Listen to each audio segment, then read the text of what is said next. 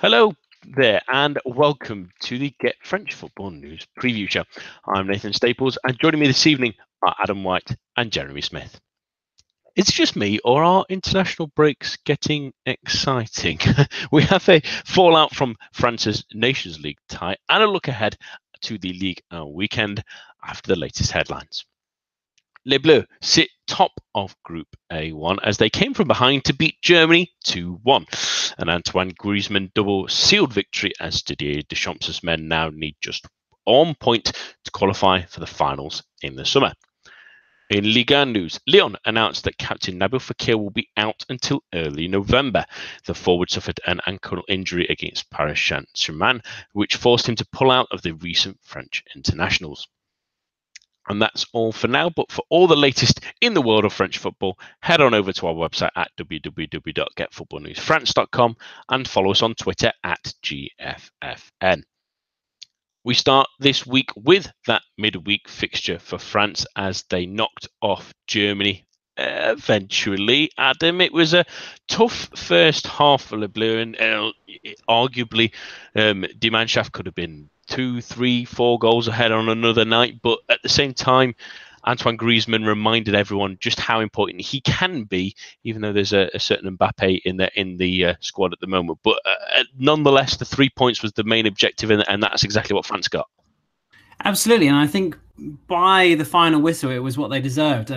You're absolutely right, though. Looking at the first half, the Germans could have been out of sight, and I think if Leroy Sané had been a little bit more sort of flush with confidence and a little bit more sort of assured of himself, then Germany probably would have been outside. A couple of times where Germany counterattacked and had a bit of a 3-on-2 situation. France's fullbacks unusually high up the pitch for this sort of Didier Deschamps, this incarnation of Didier Deschamps' team. And Sané picked the wrong pass, or overhit a pass, or played it at the wrong time, and the threat was sort of diminished. It was very fortunate from France's point of view. This has turned out to be a very sort of close group, given that the Germans lost 3-0 in Holland, and obviously France and Germany have had 2 very, very close games, and the Dutch have 2 games to play. If this game had finished in anything else than a French victory, you would have gone into those final 2 games with all 3 teams in contention. But as it was, whatever Didier Deschamps said at half-time certainly worked, and you're absolutely right. Antoine Griezmann was superb in the second half and has proved once again that although he may not be particularly consistent for Les Bleus, he is on occasion the world beater that he proves that he can be at Atletico Madrid, and that was the case on this particular occasion. So I think the thing that sort of sticks out for me from this game, apart from the fact that France's performance picked up in the second half, was that Deschamps had said in the build-up that in previous games since the World Cup, they have a style of play and they have a method, and they hadn't performed that method particularly well so far.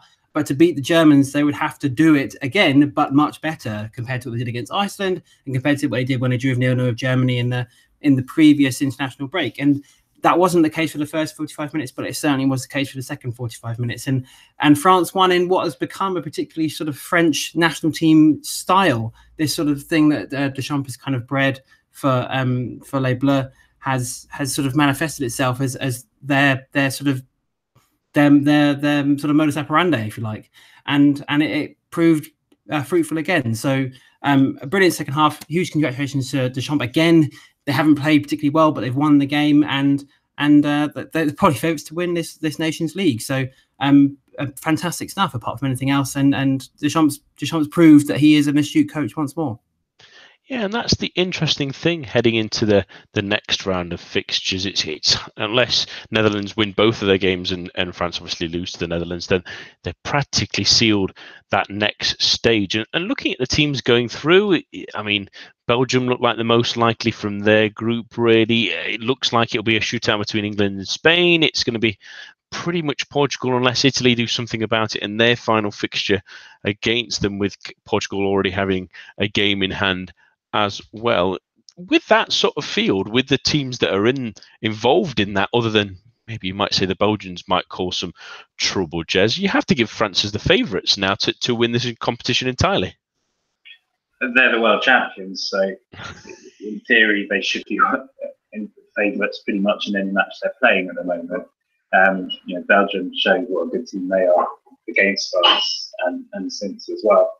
I've seen 2 or 3 outlets today suggesting that Hazard's the best player in the world at the moment. I'm not sure about that, but there's certainly no doubt they're a very good team. And, things have gone slightly differently in the semi-final. They could very easily have beaten France, and certainly the Belgian soundwaves after the match suggested that they felt they were the better team. So it's certainly not a formality, but France should have the beatings of any of the teams that they're likely to meet if they get through. But it's certainly nothing's a formality. Spain have outplayed France probably from memory from the last 2 or 3 times they've played them. And like I said, Belgium are a good team. Portugal, I still would expect France to be 9 times out of 10. The sort of 1 time out of 10 was the Euro 2016 final. But yeah, France should have the confidence to go out into any match expected to win. Exactly, and at least the thing is now we don't have to wait too long to get the resolution of who will be in that Nations League final games. There's another international break on mid-November, so around about just almost exactly a month's time, slightly under a month's time, but we'll see if France can pull it off against the Netherlands, back in the Netherlands, in fact, and get at least a point that will see them through to that final stages in the summer. On to domestic action now, and it's back this weekend, starting on Friday night with Lyon taking on Nîmes. And the important bit of news from this one, we mentioned it during the news section, really, is that Nabil Fekir will be out. Genesio saying at least for the next 3 games, but it could be until mid-November. They're fearing, at least anyway. But for the time being, the captain will be out of action, and that's especially heading in, not just into this game, but in the Champions League game in midweek, a bit of a bitter blow for them. Yeah, it really is a bit of a bitter blow. I think, though, that this kind of situation has been eased in that situation being that when one of Lyon's really premier players, which to be honest at the moment is kind of Fekir and Ndombele, they're the top 2 at the moment. Depay's season hasn't been as productive as the end of the last season. That situation, losing one of those, has been eased to some extent by a couple of factors. They sold Mariano Diaz, who was obviously had a brilliant season last year, 18 goals, and was although prolific in front of goal, perhaps found himself out of the first 11 as sort of the best first 11 as it came to it at the start of this season, which is probably the part of the reason he was sold and they got such a good deal for him. But he's been replaced by Moussa Dembele, who perhaps isn't as much of the well-rounded finisher that Mariano Diaz yet, but he's still an extremely good player, and he still can slot into that Lyon team quite sort of seamlessly. And the second thing is the fact that Papa Diop has finally emerged as a viable option in midfield. Lucas Toussaint dropped out for that Manchester City game, and Diop and Dembele were brilliant as a 2 in that midfield together. So Lyon, although they perhaps have lost their most creative player, they sort of gained a couple of options in that team, which allows Genesio to reshuffle that 11 a little bit. And when Fekir's in a team, it does kind of pose a selection issue as to where Hostamar fits in. Does he play on the left? Does he play attack midfield? Does he play central midfield? And to where sort of Bertrand Traoré plays. Does he play out front? Does he play on the wing? Do they use Memphis Depay as a central striker? Without Fekir, at least there's still coherence there. And even though Fekir isn't going to be playing for the next 2 or 3 games, they can morph into a team that still has that coherence, that the kind of almost. I think this is an interesting point. It's like a Lyon sort of branded kind of coherence. Like, it doesn't necessarily pay off all the time, but they have a certain style, and that style perhaps has been exposed by perhaps more defensive teams when they've kind of pressed Lyon and sat in and kind of frustrated them. But there is a certain essence to the way Lyon play, and I think that is maintained even without Fekir in the team, for the talents of Hosamawa and Tungi Ndombele and Memphis Depay. So although losing Fekir perhaps is losing their most talented player, the essence of the team remains in the fact that they've got those options and can morph into a 4-3-3 or to a 4-2-3-1 and continue to play that same style of football, which has on occasion served Bruno Genesio really well in the last sort of 18 months or so. So I think that although Fekir will be a huge miss in the Champions League, in terms of Ligue 1, you would hope that they have the talent to continue to impress and continue to pick up points. Yeah, especially in this game on Friday against a Nîmes side, Jez, that we did praise a lot at the start of the season for the amount of goals they scored and their competitiveness, but they've now not won since that victory against Marseille in week 2. They've also not scored in their last 3 games, although they have picked up 2 points during that stage, so at least they're not losing game. But Bernard Blackhart's side are starting to creep into their shell a little bit, it seems. Are you a little bit worried that the enthusiasm from the start of the season is ebbing away from them a little, Le Crocodile, a little? A little bit. It's hard to say. I mean, as you said, they've really sort of lost their scoring form and only scored 1 in their last 4. You can look at it another way and say they've only lost 1 of their last 5, but then they also haven't won since the second week when that brilliant win against Marseille. So, there's ways to look at it either way. You could say, at least they're still proving difficult to beat, but they certainly need to start refinding those scoring boots and getting some points on the board. This certainly isn't the easiest place to do it. I don't worry about them yet, but yeah, they are slipping down the table a little. They need to sort of get back into form.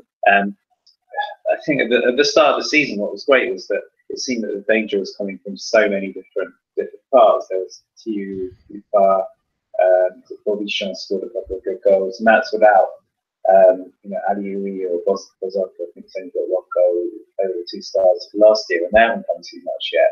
So there are options there, but yeah, I think maybe there was, I don't know about beginner's luck, but possibly sense of the unknown in the first 2-3 matches, which was great for them and not so good for the opposition. Maybe they're now starting to be worked out. But in a way, this might be, I said it's not an easy place to go, obviously Lyon being one of the top teams and playing at home. But it's difficult to know where Lyon are after the PSG match, because they it's a weird thing to say after a 5-0 defeat, but they actually really didn't play so badly. And it's possible that kind of coming off that match, they sort of could really have their confidence knocked. And if I was Nîmes, I'd be sort of really going for it early on, because if they were to get an early goal, I could see Lyon heads going down a little bit. But overall, I think I still expect a Lyon win. And that's the thing, you hit the nail on the head really there, Jez, that some of these players aren't quite hitting the level we expected, like a Bozok, obviously top scorer in Ligue 2 last season. I'm looking at Feitou Mawasu, who started getting some games now. He needs to show his worth after a rocky spell at Rennes last season. Bouanga's not been quite as electric as he has been in the first couple of games, and just find it a little bit harder to get back into the side as well. It needs a little bit more from some of these players, and at least they tend to turn up against these big teams in Marseille and Paris Saint-Germain. So let's get some predictions. Adam, what do you think in this one? I think that Nîmes style of play will play into sort of Lyon's hands, that they won't necessarily sit off and they'll play their usual style, which helps Lyon because they don't play particularly well against those teams to sit in. So high scoring, but Lyon to win 3-2. Jez? I'll go 3-1. Same thing. I think Nîmes can scare Lyon, but Lyon should have too much, and yeah, the fact that Nîmes won't sit back and just try to get a 0-0 will probably suit Lyon overall. I think I'm going to go with a 3-0 for Lyon. I'm a tad worried about Nîmes, especially after the result against Reims last time out. I would have expected them to really win that if they were really going to continue pushing and showing improvement, but tad worried. On to our next fixture on Saturday, about another team that's got me a little bit worried that I was excited about, and that's Dijon, who had an excellent start to the season, as many teams really we've mentioned already have, Adam, but those 3 wins have turned a little bit sour in the last couple of weeks. They haven't won since that victory at Nice. They've lost 6 of their next 7 games, which is not comfortable reading for any of them, especially now the goals have dried up as well. They've not scored in 4. They've not scored in 5 of those 6 games either. Are you a little bit fearful for Oliver Delallio's men? They're not quite hitting the cylinders that they were beforehand, Adam. No, not at all. It definitely is worrying. 1 draw in the last 5 league games after a really promising start. it's difficult to sort of pinpoint what exactly is going on. Obviously, you know, their finishing hasn't been anywhere near as sort of efficient as it was last year. It's got a lot of goals, particularly at home. And I personally would look towards the absence of a couple of midfielders, and in particular Kwon, who was the South Korean, who was fantastic last season and perhaps a little bit underrated in terms of his effects on the team, because Dijon's midfield is a little bit. They're all very similar, and I wouldn't say one-dimensional, but they're all very similar in terms of players. When you look at players like Kwon, Niam Sliti, Jules Keita, Mehdi Abid, you know, it's Maritano as well. They're very similar in terms of that sort of that waspish intensity that they play with, and Julio Tavares, the striker, kind of acts as a sort of a centre point, and then the midfield would kind of sort of be a very fluid setup behind him, and Kwon epitomised that way of playing. He was the most Dijon player, if you like, and the fact that he's been injured since the end of last season, he got injured at the end in the last game of last season, and has not recovered and isn't expected to recover until the new year, has proved in sort of the medium term to be a really, really big miss, and they're struggling to replace not just his pace and intensity, but his trickery and his vision as well. Having not particularly gone big on signings in the summer. I know Jules Keita came in, I know Johan Gorkov came in, and although Jules Keita has been good off the bench occasionally, Johan Gorkov has failed to impress so far, which is a real shame given what a talented player he is. Obviously, injuries are a huge caveat to that. So perhaps that they've not, although they continue to play the same way that we talked about on the pod a lot last season and really enjoyed, they're just struggling to realise that style of play without Kwon and without who I personally like, Samaritano, who's been injured for the last 4 games as well. So yeah, I would argue I really am worried about him, especially when you look at those results. You know, a 2-0 defeat at home to Caen, I think, and a 3-1 defeat at home to Angers, who were, you know, I'm a big Angers fan, Nathan. They were very, very good in that game. But it just shows that they're playing the same way, they're attacking, but they're not finishing chances off, and they're susceptible as a result to counter-attacks. And without Kwon and without Samaritano, and perhaps a little bit of lacking in confidence after that poor run, they really are on the slide. And when you look at the league table, it's extremely close between Stade Reims, who are 17th with 10 points, and you go up to Angers with 11 points in 10th. Dijon are one of those teams that have slipped back into that pack of very similar ability sides who could be threatened by relegation when it comes towards the end of the year. So to answer your initial question, I would say I am worried about them, because that I don't know how they can arrest that slide unless Delalio changes his setup and his philosophy, which I don't really see him doing. Perhaps a move towards a more pragmatic defensive style might get them a few more points, might return a little bit of confidence, and when they get those players back, they can start to be a little bit more expansive. But I don't see him doing that. So when you look at their players, the games to come, you know, they're home to Lille, away at Monaco, who is you know, it's very difficult how they're going to play and how they be under Thierry Henry, home to Nîmes, who are also a very attacking team, and then away at Marseille. Those 4 games are potentially very, very difficult. So you could find them in the relegation zone when it comes to the next international break. So I think Diallo's faced with a very difficult choice. Does he keep faith with his philosophy, or does he change up and does he sit and defend and try and get a few points from those 4 difficult games? And the wrong decision could leave them in real relegation trouble. Absolutely, and you have to be worried if you're in any of those group of 7 teams, really, that the teams below you are Monaco, who aren't going to end up there, you can't imagine, and Nantes, who've got the talent to definitely not end up there either, and Guingamp, who've started to maybe turn a corner in the last couple of weeks before the international break to maybe force themselves out. You do maybe have to fear about that a little bit at least, but they face a very good team at the moment, which is even more worrying really for them. Jez, in Lille, who were terrific last time out again against Saint-Etienne, and we've heaped praise on them this season.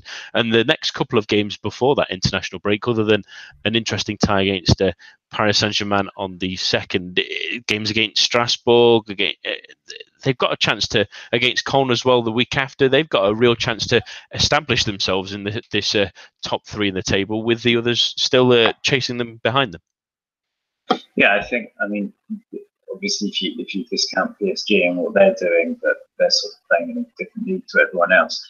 Lille have clearly been the team of the season so far. I think a few people tip them to do reasonably well, and maybe the outsiders for Europe, but I don't think anyone expected them, firstly, to be doing as well as they have been so far, and secondly, perhaps more importantly, be playing with the kind of verve and excitement that they're playing. and it's the front three in particular, or maybe three of the front four, depending on the formation they're playing. But Bamba, Pepe, and Ikone have been the real sort of catalyst for the exciting football. But even behind that, the defence has been steady. Maignan stepped up again when he needed to. Balotelli is getting really good reviews and breaking into the France under-21 team. So the whole team is playing its part, and it's great to see that Galtier, who I think most of us sort of liked and respected at Saint-Etienne, but where he played very much a defensive style of football, that he's shown that he can really be adaptable and adapt his teams and play this kind of attacking football. And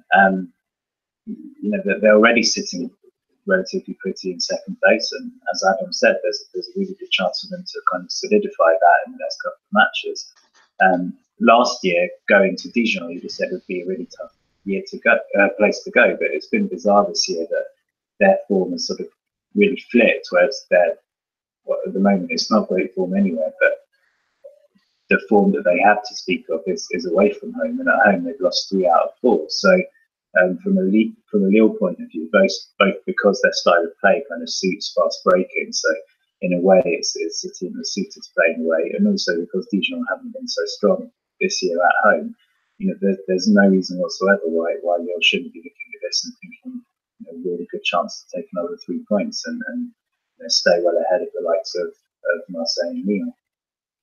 Absolutely, and I want to point out one player I've liked, Zeki Çelik as well, the left back, the wing back from Turkey, the 21-year-old. He's been really good at the start of the season. Not really a name I'd really heard of, although coming from Istanbulspor in the summer, and he's been really impressive when he's played. I like his style. He's a bit more of an attacking one, but he does support the attacking play as well, and help to create one of the goals at the last weekend as well. Really tidy little player. It's better that they've had some of those signings this season than then last season buying a load of young players that we had a lot of expectations on and didn't really do much from that, at least. But let's get some predictions, and I'll start with yourself, Jez.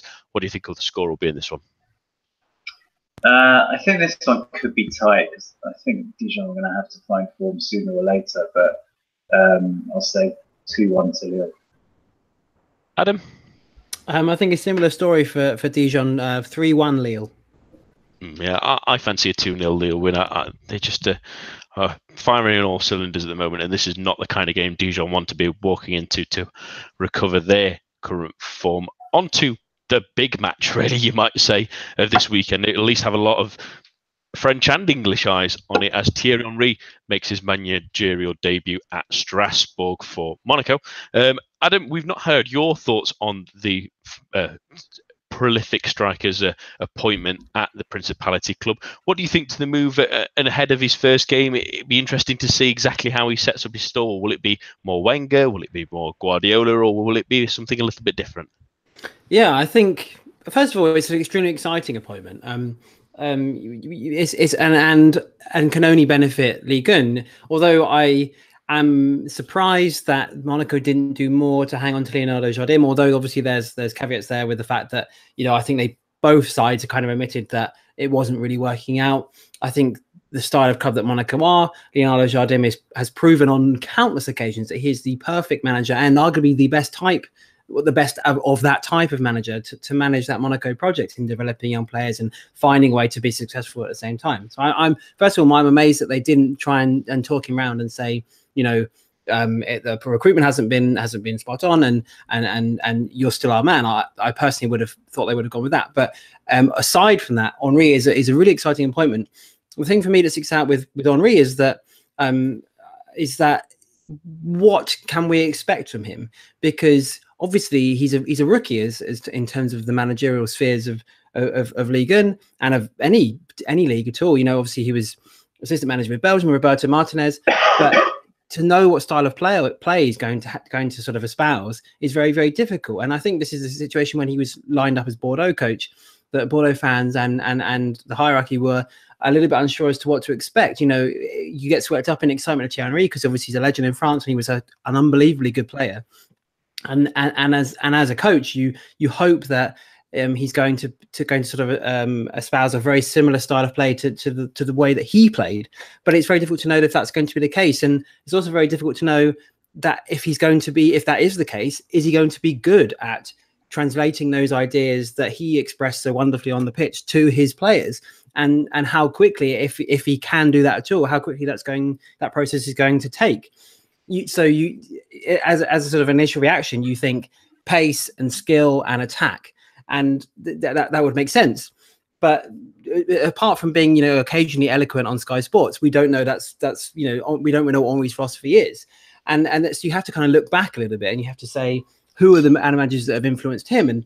And as you said, Arsene Wenger obviously would be a big influence. Pep Guardiola would be a big influence as well, obviously having played under him at Barcelona. And a combination of the two would be brilliant. But the only thing is, it's a risk to say that great player obviously understands the game very well and has had a brilliant schooling in terms of the coach he's played under. It would be a risk to say that those things will definitely coalesce, and those things will definitely mean success on the pitch in what for Monaco is usually a very short time period. They expect success every season, and this year they will still be aiming for the Champions League, or as difficult as that looks, currently being in the bottom three. So I think it's a huge risk from Monaco's point of view to, one, sack Jardim, who is a proven manager and a proven manager of the type they need.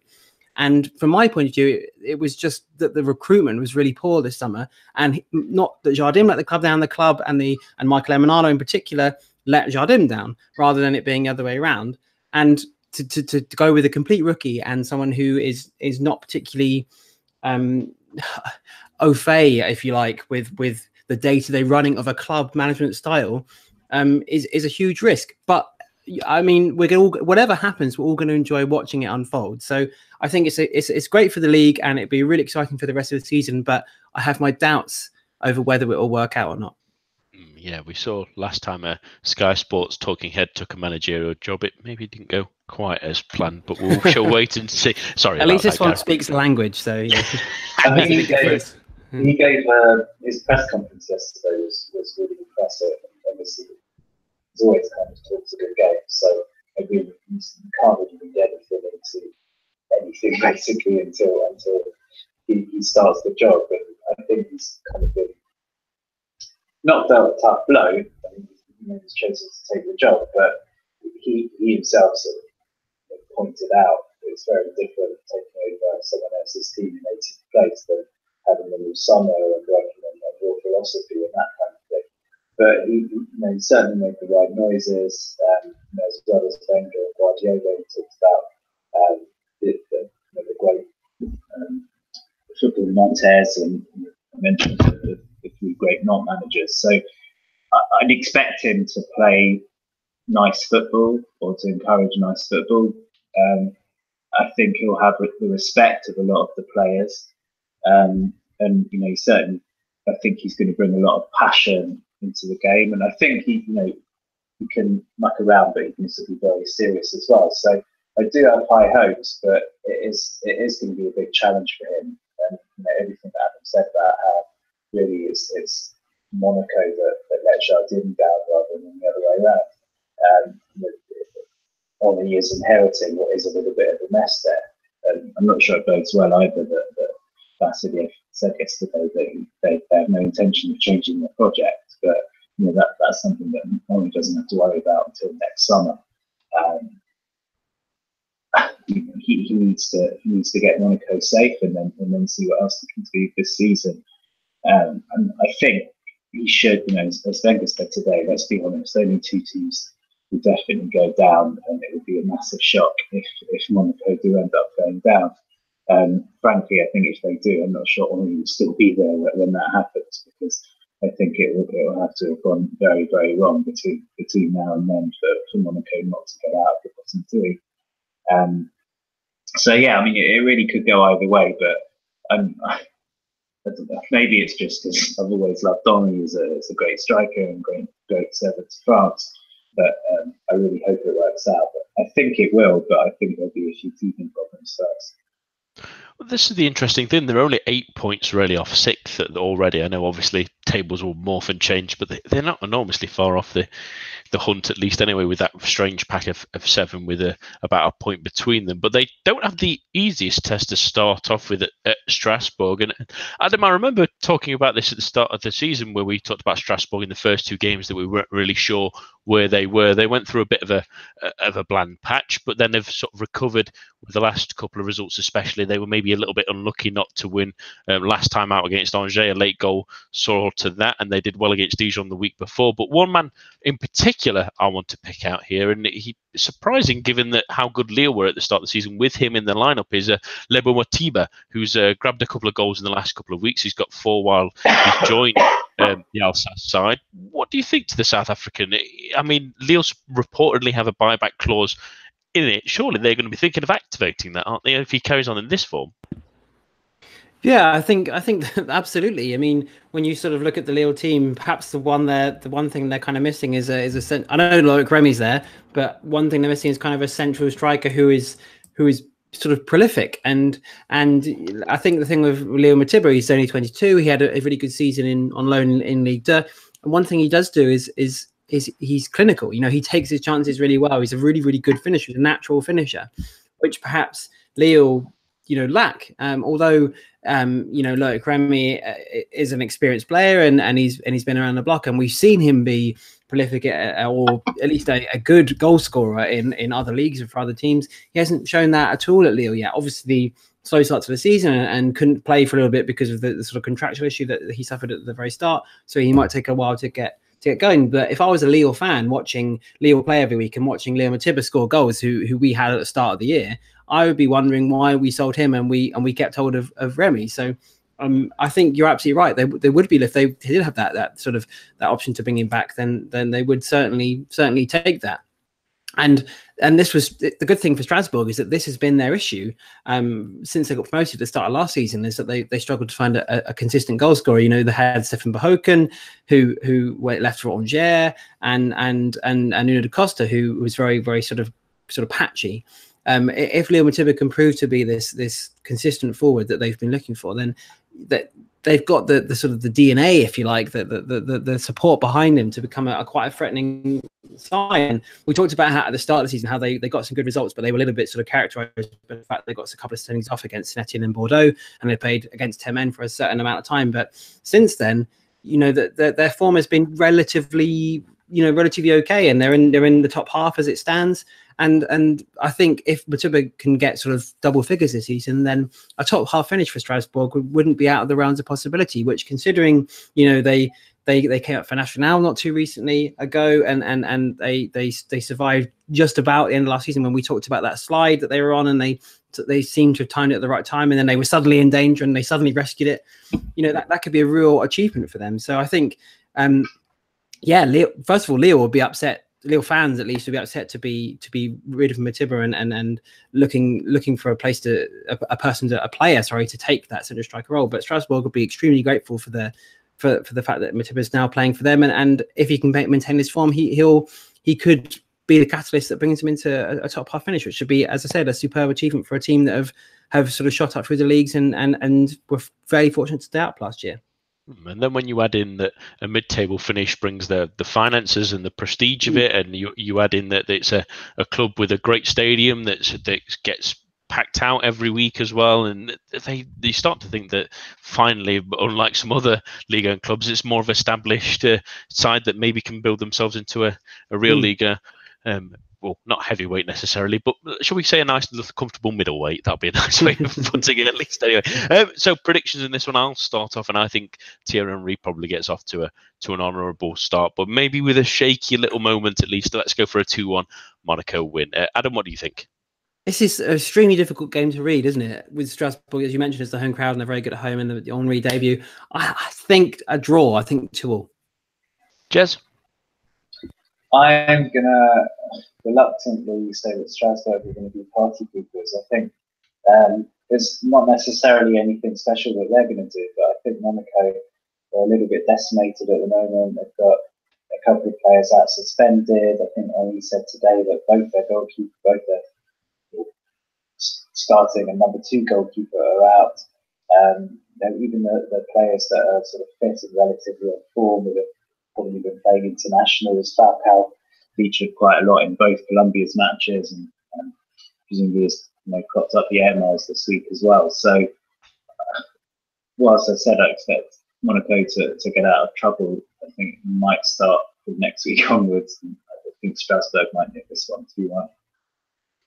It's going to be an interesting watch. I'm sure plenty of eyes will be on that game at least, but most eyes will also be on Sunday night's game. As always, the 8 o'clock game is between Nice and Marseille this time around, and two interesting sides, at least given how they finished before the international break. And Jez, I'll start with yourself and Marseille. Look at them; they got the victory against Caen, which was nice, but they're still maybe seething a little bit from the loss to Lille and the draw in the Europa League, and also with European matters still on the horizon as well. A big doubleheader against Lazio if they want to stay in Europa League contention. It's an interesting one, especially given the stick that their main playmaker Thauvin got after the friendly against Iceland. He didn't particularly perform anywhere near the level we expect of him, but maybe going back to Marseille and creature comforts suit him much more favourably. Yeah, possibly. I mean, first of all, I don't know if he's going to be fit for it. He pulled out the France squad before the Germany match because of a foot injury. But assuming he's back, this would be a good time to sort of make a statement that he, at the very least, is still playing good club football. It's kind of an intriguing match for Marseille because, as usual, that Europa League aside, they're kind of winning the matches you'd expect them to win and losing the sort of bigger ones. I know they beat Monaco, but Monaco are not really the top club so far this year. So this is one where away to Nice, who are kind of still not really sure how strong an outfit they are under Vieira. This would be a really good match for Marseille to make a statement and show that they can go to a difficult place to go and get a good result. I think that the sort of pros and cons of Marseille have basically been the same for the last 15 months or so. As I said, that able to beat the smaller teams, but possibly sometimes shown up when they go up a class.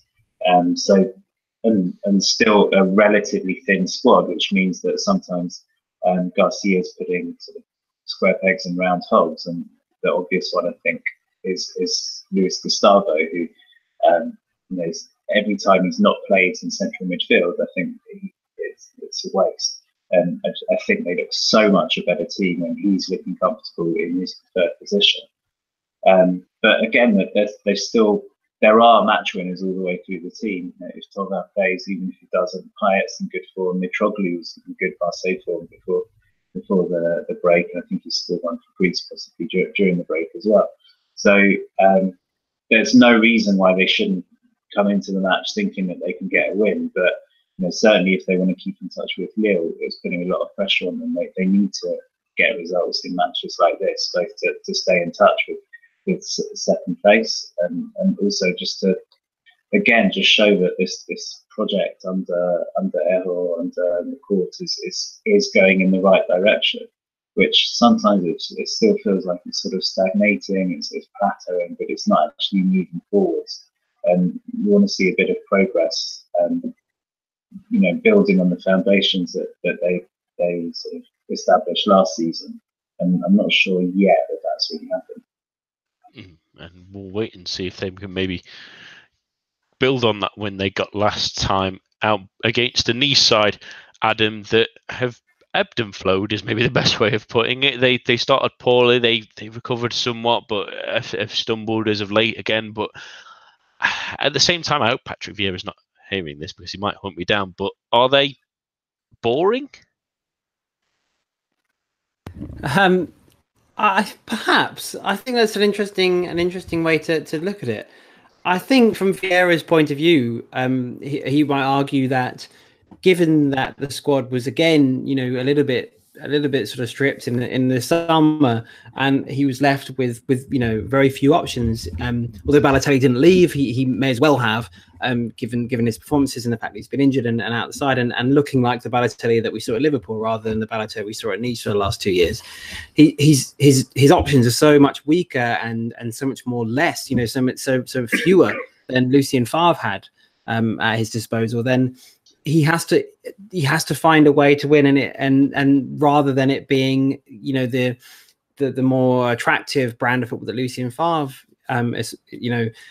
espoused, it's necessary, and I think fair play to him for recognizing that need and for trying to implement it, because if he tried to sort of play, given his reputation as a player and him coming in and to an exciting club, if nothing else, and a club that's performed really well in the last few years, the easy thing would do is that he felt like he would have had to attack, and he would have had to go for similar results to that Lucien Favre and Claude Puel achieved, which perhaps he realized quite quickly wasn't really possible. So playing this more pragmatic style, this more conservative style, boring, it might be a characterization of it, means it is the right thing to do, unfortunately. And although Nice is sort of the fact that they've lost so many players over the last few years, the last few months even, means that we won't have the same competitive side that we had before. But Vieira has found a way to get limited results from what is a limited squad at the moment, to be honest. When you look through the team and you think that they lost players like Seri, who was the real creative hub of the team, didn't really replace him. They lost Alisson Player, who was the real engine in terms of goal scoring and creativity in forward areas. I know Balotelli had a really good end to last season, but Player was the consistent one. Lost him, didn't really replace him. I know Maolita's come in, but he's 19 and not the same caliber just yet. And even when you look at defence, you look at Suke and Le Marchand, who left, it really is a team stripped of their best players. So I think fair play for him to recognizing that fact and getting limited results overall. One thing I wanted to just point out with this game in particular is that this game has sort of become an underrated rivalry in Ligue. And these two sort of South Coast rivals, since the sort of 2016-17 season, they've had pretty much every game has been really, really good. You look at the last four results: 2-1 at the Velodrome last season when Balotelli took the lead, near the Nice lead really early on. 4-2 the previous game, Marseille away at Nice. Luis Gustavo was sent off. 2-1 at the end of the previous season when Patrick Vieira scored a diving header. That was a really raucous game, classic Velodrome sort of atmosphere. And then the 3-2 earlier that season. So I think we've seen some fantastic games, as we discussed on the pod previously, between the top four. Marseille and Nice should be included in that discussion, because the last sort of 4 or 5 encounters have been really exciting. So hopefully that boring sort of characterization of Nice won't necessarily continue here. The raucous atmosphere of the Allianz Riviera hopefully will produce a really good game. So I'm looking forward to this one. So hopefully we'll see a sort of a more than conservative Nice, a much more expansive one in this game. Let's hope they're not boring, but let's maybe try and avoid that word as much as possible. Let's hope I don't meet Patrick Vieira anytime soon, at least. Anyway, Jez, what's your prediction in this one? I'll go with Adam. I think it's going to be a good game, and I will say Marseille to nick it 3-2. Adam? Yeah, I would agree. I think goals again and Marseille to win 3-2. You two are very optimistic about this game. I think Marseille are going to win this one 2-0. I'm not at all fanciful of this Nice side at the moment. They've been really disappointing. They were probably a little bit lucky, really, in the end of the day to get anything in that Toulouse game last time out. So I'm going 2-0 Marseille. I think they might reassert themselves a little bit. Nice feel like very much a middle of the pack team this season. That's all for this week. My thanks to Adam, Jez, and all of you listening at home. Do join us for the main show that's back on Monday. But for now, enjoy your weekend of football.